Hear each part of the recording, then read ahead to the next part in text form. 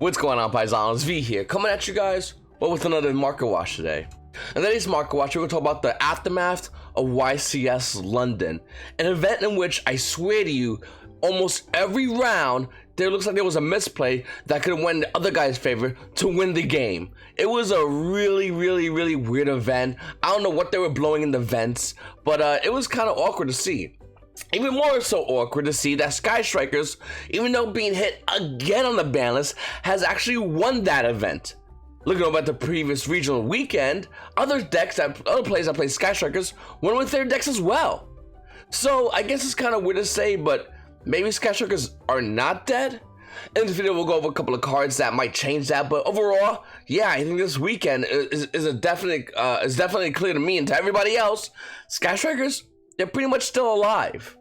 Again, the meta is half Orcust in the top cut of the YCS London, and we're basically, I'm not sure about you guys, but I'm bored of the meta. And common question of the day is basically that: are you bored of the meta? Yes and no, and please comment down below and let me know why you are bored of this meta. I think I'm just done personally, and I would love to know what you guys think as well.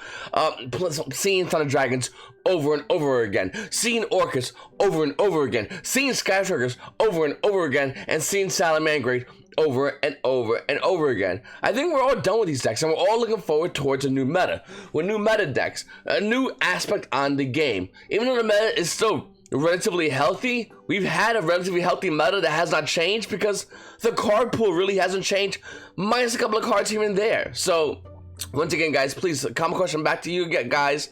Type them down below. What are you bored of the meta and why? And I would love to hear it.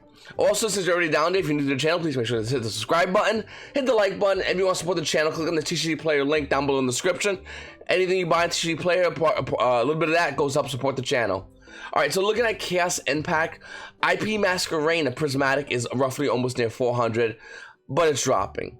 I don't know if it's going to be around 400. I think it's going to go a lot lower. So, even though it's a nice card, it's not as impactful as, let's say, I don't know, Appaloosa, which shows to hold a similar price point for Prismatic. So, once again, Masquerade is still a great card, but it's not an Appaloosa, and it does not deserve to have the Appaloosa price point. So, I wouldn't be surprised if this card goes below 300 by the end of the week.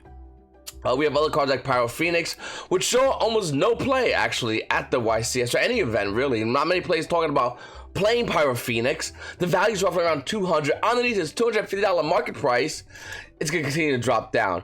On-Chain Twins, well, if one thing that was for sure this weekend is a couple of decks did not perform that well. They did decent probably, but not well. Not well enough to make it to the top cut. Not well enough to show any kind of dominant meta standing, especially at YCS London. Just not that well. And On-Chain, well, didn't really do much at all, if anything. On-Chain Twins Arura, holding $141 market price. Yeah, you just need to sell that card. It's going to hit 70s quickly, if that. And then Gorgon, Empress of the Evil Eye. We all knew this was not going to be maintaining any good kind of value. It has a $136 market price. The value is 120 and dropping. And by the way, it will continue to drop as more YuGiOh players will have access to Chaos Impact booster boxes. And might, unfortunately, crack the weaker of the Prismatics. They're probably going to be unloading this, and I wouldn't blame them whatsoever. There are other cards from Chaos Impact, like Abomination Prison, which was brought throughout the weekend. And once again, if you're not part of the YuGiOh Market Watch Facebook group, click the link in the description, join in, because this was talked about throughout the weekend about when this card was bought.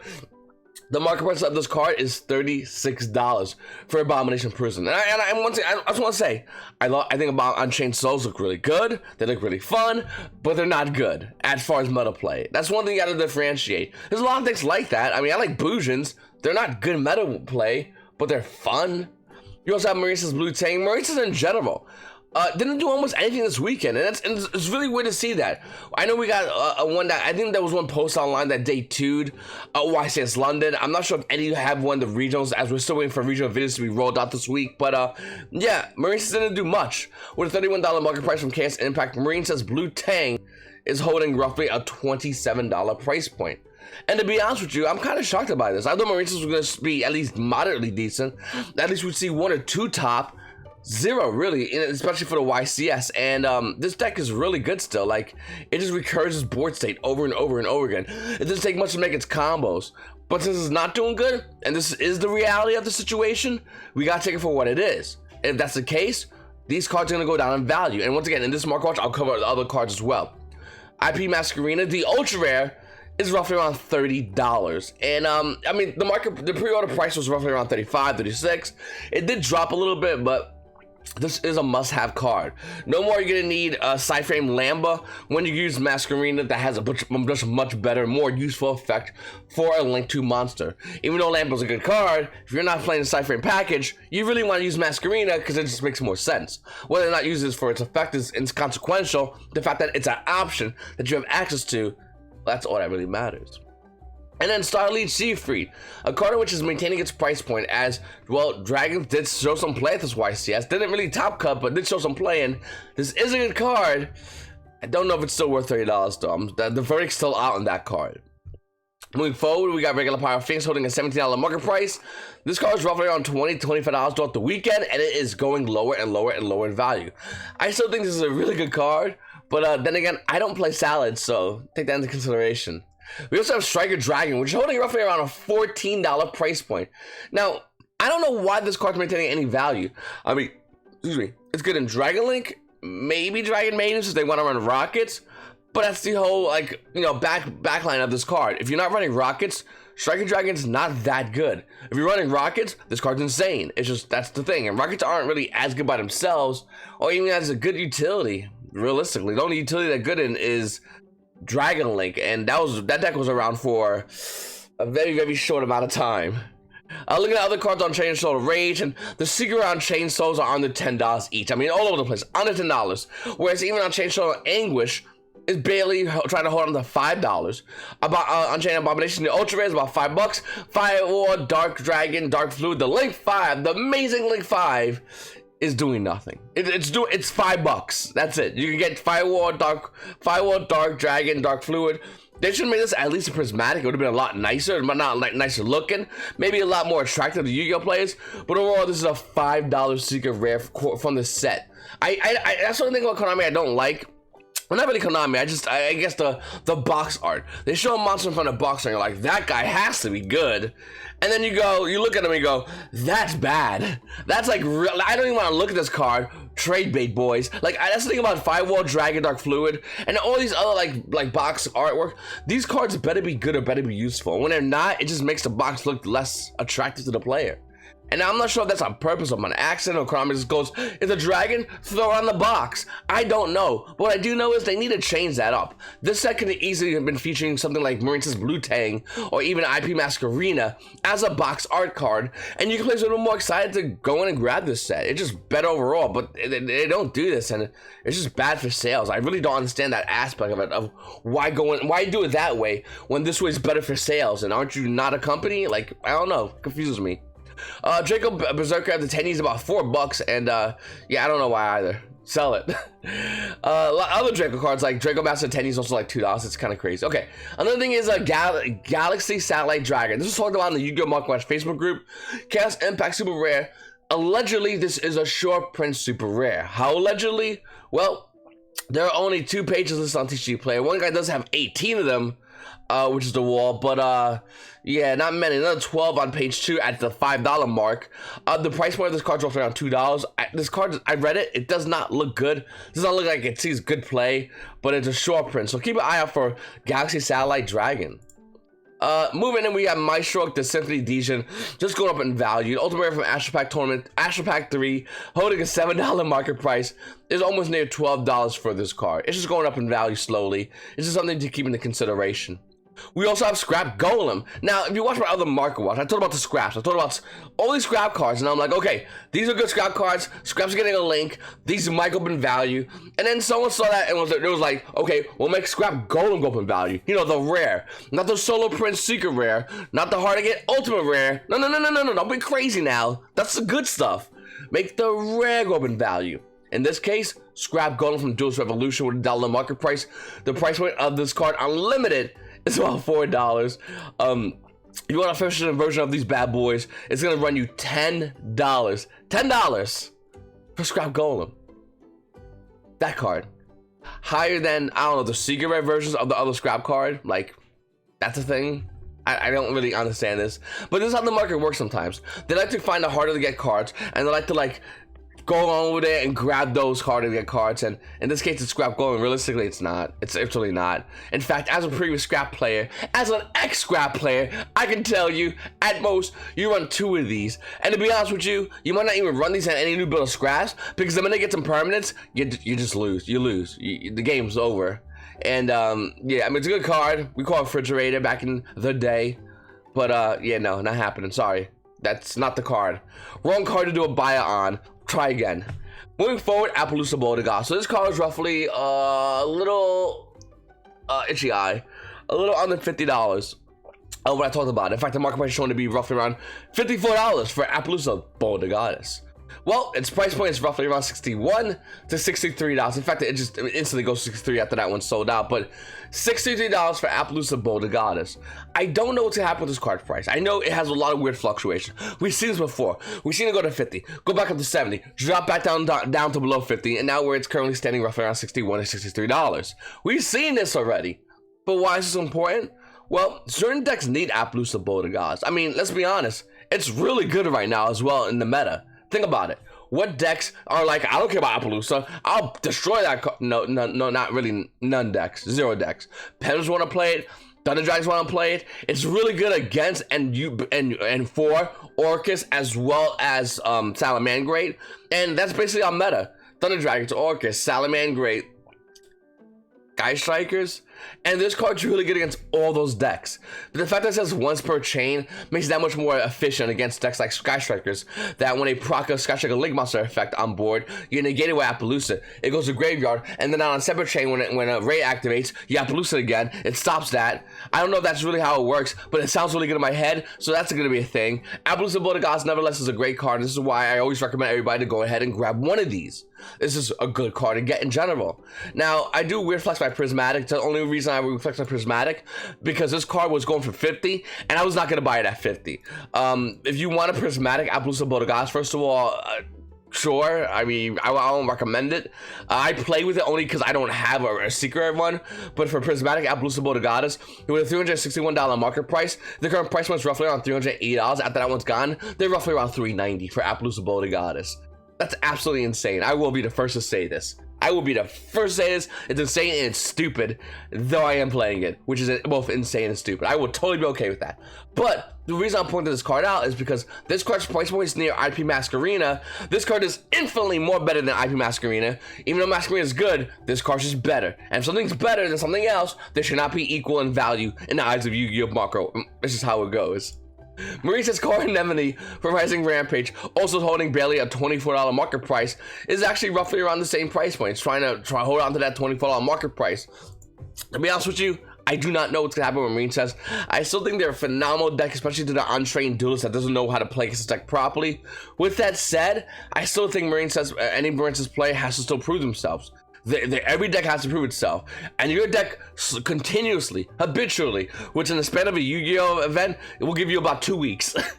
Do not prove yourself, you're just screwed. You're gonna lose value at a fast pace. Now, by the way, this counts as 1 week, Mauritius players. You got one more. That's it. That's all you get. I'm sorry. I don't decide these. The Yu-Gi-Oh! Black Illuminati decide these, and then they send me a letter by Crow to me, and then I read it, and then I make a video, and I tell you guys got 2 weeks. Right now, you have about a week left, 1 weekend of a regionals or what have you to make this deck work, or it's probably gonna lose value in the market. So get to work. Moving forward, give it Gizmigarochi, the Cerbertron Sky Slasher, long name card, Secret of Rising Rampage, a $19 market price. It's roughly around $19. It was. I want to report on it because it was at 16, slowly went to 17, slowly went to 18, then now it's at $19 for Gizmigarochi, a card which is obviously being used in Orcust. You know, Orcust. No, the deck that's been around forever. Orcust. Salamangreat? It's been around forever. Thunder Dragons? Been around forever. Ain't got a reprint, so been around forever. And Sky Strikers. You know Sky Strikers, right? Yeah, been around forever. You know, the meta we're currently in right now. You know what? I'm being honest. I like this meta a lot. It's fun. It's balanced. I enjoy it. But a part of me, a very small part of me, that's slowly starting to scream louder. And let me know if you're with me, Paisanos. Is going, man. I want a tier 0 deck to clean this dank format. And it'll be different if KONAMI released like new sets and we had 4 new tier 1 decks that just combat rivaled or just overtook the other current tier 1 decks we're in right now. But the fact that it's not, yeah, I want Hiroshima. I want Hiroshima, the deck, to come out already. I just want it to happen. I'm gonna be totally fine with it. I don't want it for a long time, but I want enough to go, that's better. That's just make everything equal and then bring it back a new tier 1 deck. Another Trinity format, if you will. Moving forward, guys, we're in Kalos, the Dream Mirror Sprite, Rising Rampage, ultra rare, $5 market price. Well, it's almost there, $6. Did I watch another YCS? Because I didn't see this deck see any play. Is YouTube just not posting up the Dream Mirror Sprite deck profiles? Because once again, I'm not seeing nothing with this deck, but this is still maintaining good value. Now, I will say, once again, this card has great artwork. Dream Mirrors have great artwork. They're probably my new favorite casual deck. But if you think I'm taking this deck to a regionals, no, you get bodied. Be 0-3 by round 5. No, not even 0-3 by round 1. You wouldn't win. You just wouldn't win with Dream Mirrors. It's just not gonna happen. Scrap Recycler. The scrap that actually makes sense to have value is actually still continuing to go up. Super Rare coming out of Fist of the Gadgets holding a $12 market price. It's almost near $13 for Scrap Recycler. You're looking to play Orcust, you need 3 of these. You're also looking to play Orcust, you obviously A, need your regional invite, or B, just love wasting money playing a deck that's really good, that's gonna get hit in a ban list, that's gonna be coming up in, I don't know, about a month. Well, about a month. Yeah, about a month to play the deck. 31 days. About a month. Clean month. Enjoy it. So that's what you have, in case you guys out there and you are holding Orcust. Now, I'm not shunning anybody for playing Orcust. I ain't gonna lie. If I had this stuff, I'd play Orcust too. I guess so. I mean, that's what everyone else is doing. Definitely in the YCS London. Also misplaying with the deck. And also bricking with the deck. But hey, who am I? Just a casual Yu-Gi-Oh player trying to play competitive in the world. But nevertheless, I would play Orcust. Absolutely. The thing is, though, this deck's gonna get hit. So when do you pull out of it? Are you gonna go down with the ship? Or are you gonna make some dough and get ready for that next deck? Hopefully it comes out soon. Let me know. So I'm actually really interested in that. Moving forward, we have Evil Heroes. Remember when this card was like $80? Everyone freaked out. They're not freaking out anymore. Well, I mean, they're still freaking out. It's still value. Even though it just goes roughly around $71 on the market price, despite the price point barely holding on to $69. Giggity. Even though Mrs. Bane, the card used to be like $80, holding a $71 market price. Well, it's about $68 for Evil Hero Malicious Bane. Heroes. I mean, I ain't gonna lie. I saw the YCS. I'm not sure if you guys did. We saw one round where a hero player just straight bodied a Thunder Dragon player, as the Thunder Dragon player habitually misplayed. I mean, he misplayed so much to the fact that I was literally getting cold sweats. But yeah, no, Heroes. Yeah, I'm dead serious. You guys did great, and I really wish Heroes topped this. I wish Heroes won this event. If I'm gonna be honest with you guys, it'd be really cool to see like Heroes versus Strikers and his Heroes beat Strikers. It'd be actually awesome to see that. But you guys didn't do much, hero players, and that's why you're losing value. The Illuminati told me.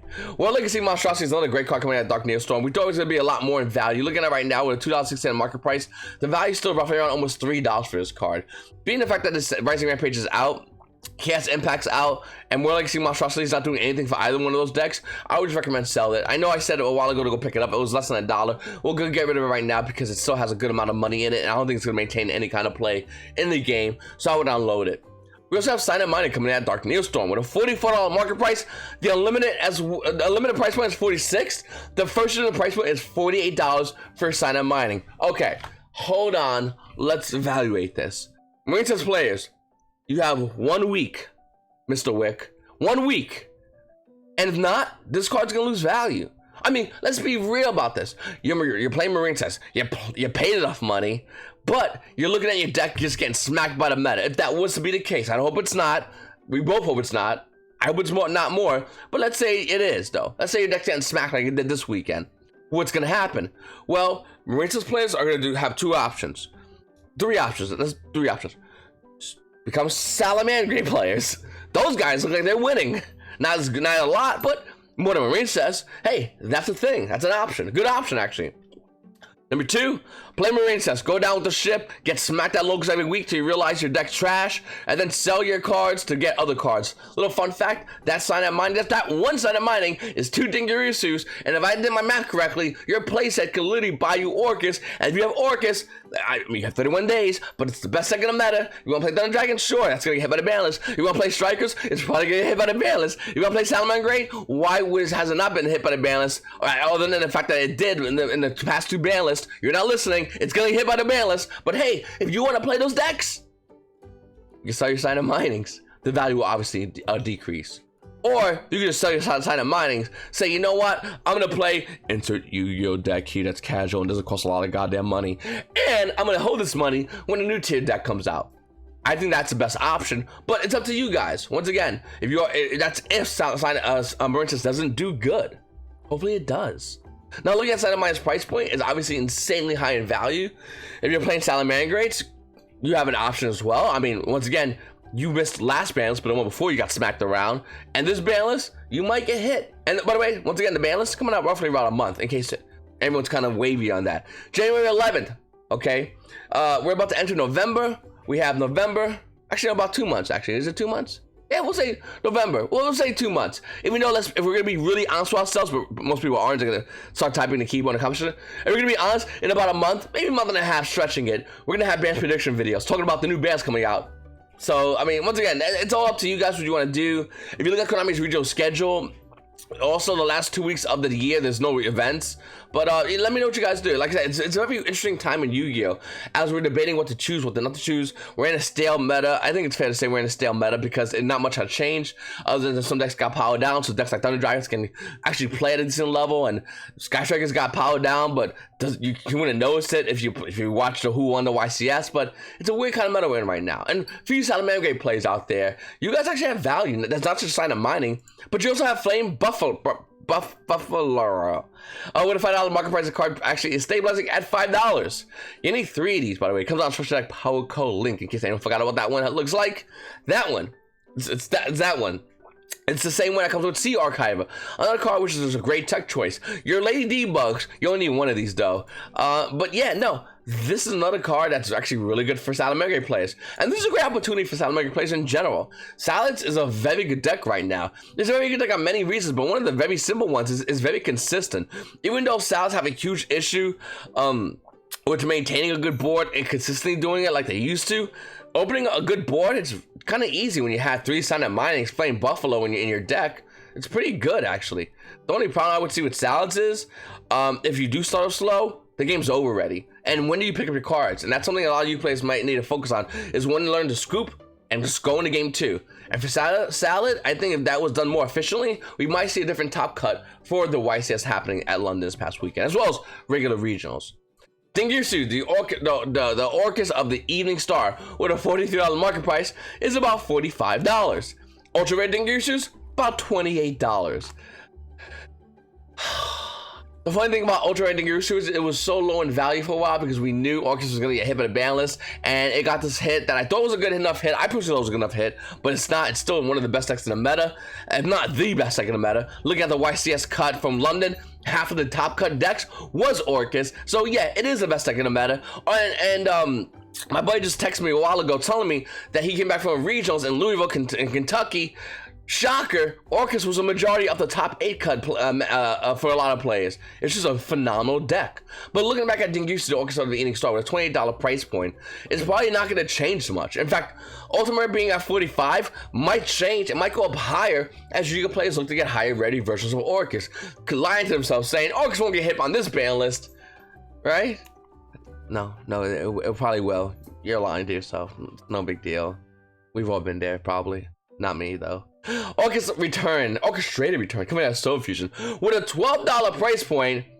It's about $15 to $16. $16 you want first edition, $15 you want unlimited, and you should probably sell this card. I mean, even though I don't think you should sell Dingirsu Orcust the Evening Star, I do think returns way too high. It's never gonna get higher than what it currently is. Get rid of it. We can make the argument with Dingirsu, but the only reason I think it's not fully like that because Ultimate Rare, it has the possibility as YuGiOh players move from Ultra Rare to Ultimate Rare. As far as Ultra Rare, I can see it hit 30, maybe $35 at most, but even then, I would sell it right now. Would you risk it hitting $35 and making that little couple extra bucks, or would you sell it now and take the safer route? It's all up to you though. But looking at Orchestrated Return, $15, yeah, I think that's the most YuGiOh play would pay for Orchestrated Return. To be honest with you, that's still a lot of money for this card. Sergio, Watcher of the Evil R has been going up in value at a $19 market price. The price point actually, besides the fact that the card's almost bought out, the price point is roughly around $20 to $24 for Sergio, Watcher of the Evil Eye. Unchained players.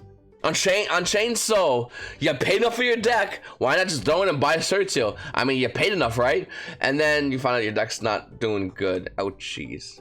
Listen, I like Unchained a lot. I think Unchained's a great deck. It has a huge amount of potential.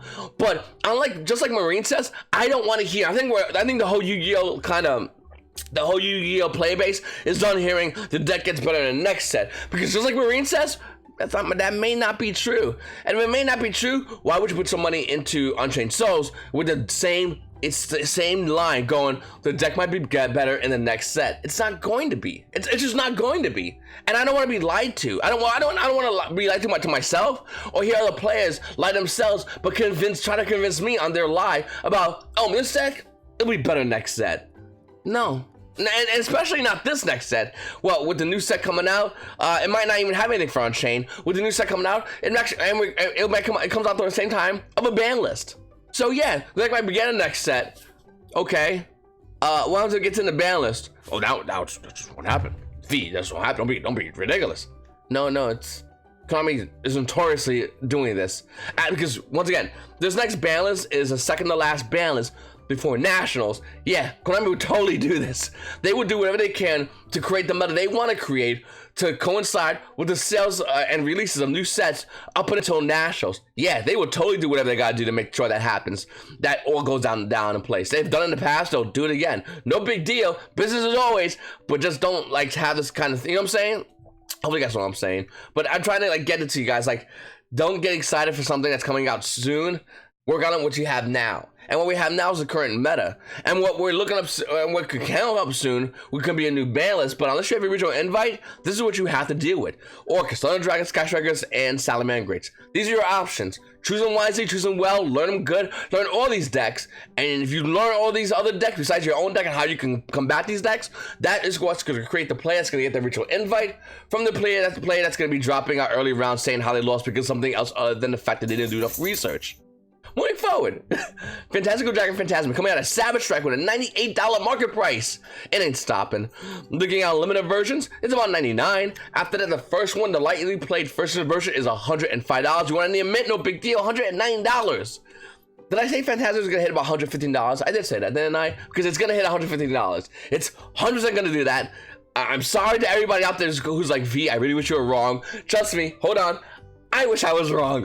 I wish this card got reprinted, which it's inevitably going to, but I wish it got reprinted like in Dual Devastator. I wish we already got it already. Trust me, I'm with all you guys, but when I do these market watches, when I talk about these cards, I have to be 100% honest to you about everything.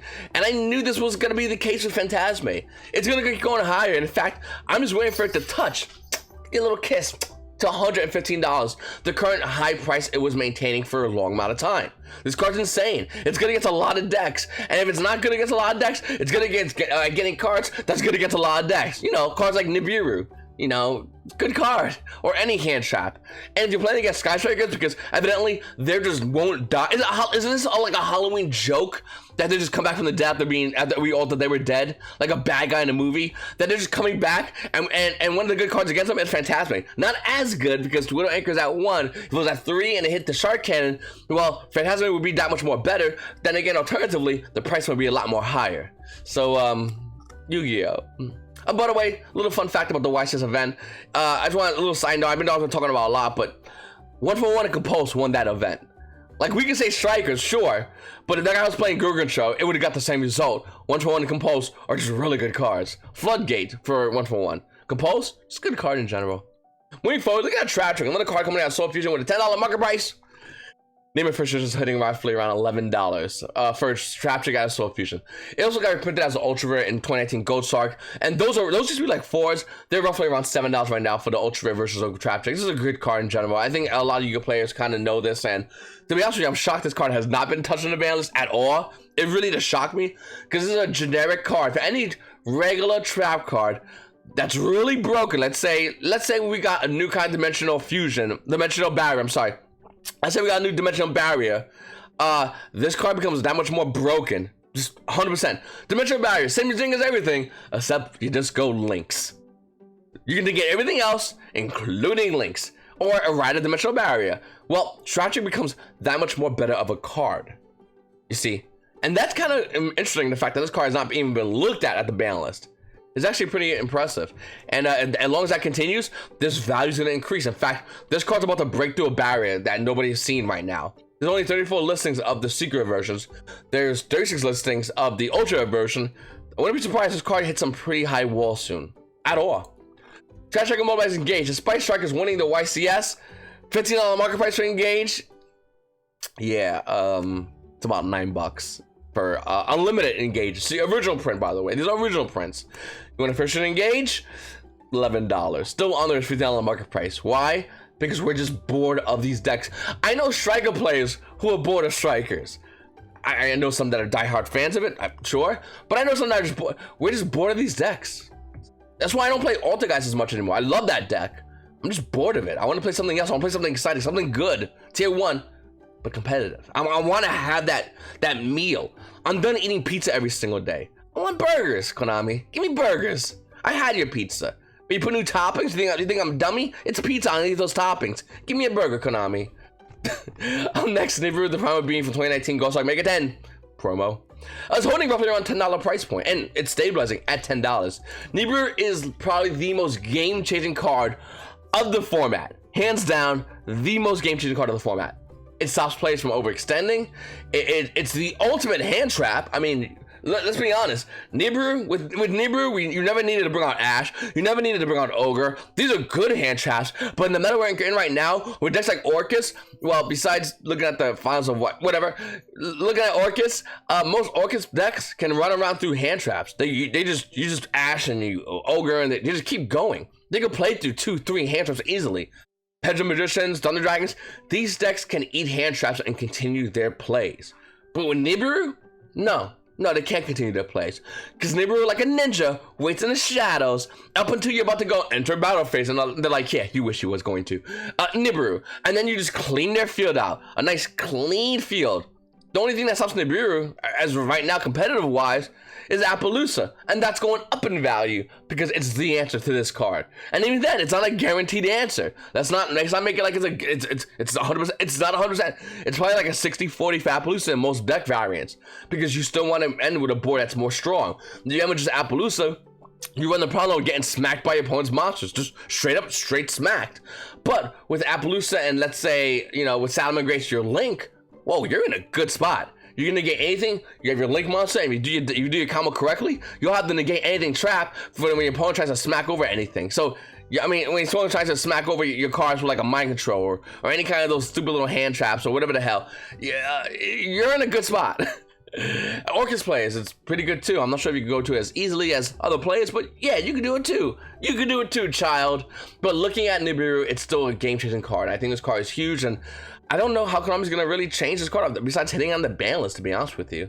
And I don't want the ban list to be the auto answer for everything, but seriously, what can they do to bring a card out that just counters Nibiru that players are gonna want to run? Not just count, because we're in the meta right now. You can't just go anti-Nibiru the card if your opponent plays Nibiru. No, the card, you just can't do that. You're in a meta right now where like a card has to not just only be Nibiru, answer for Nibiru, but probably for some other stuff to add more utility into these decks. By the way, Advent Calendar has value. No, I'm serious. 2018 Advent Calendar 1-for-1 with a $6 market price.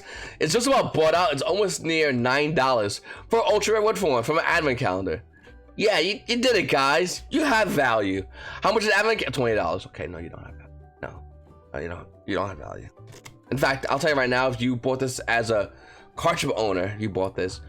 1, have fun selling 1-for-1 ultra rares. They're pretty hard to sell. 2, have even more fun selling this Karib Hole. That's even harder to sell. And 3, ultra link Karibos. Well, I would buy these. Oh, wait a minute. It came out in Dual Devastator and it looks exactly the same. And this looks exactly the same. I don't want this. And yeah, the rest of this nobody wants. Besides collectors, and they probably bought an Advent Calendar to get it. And just took the Naked Champ. So, yeah, 1-for-1 ultra rares money, boys. Advent Calendar value. You did it, guys. Anyway, friends, I'll see your boy V. Guys, I really appreciate you guys watching my videos.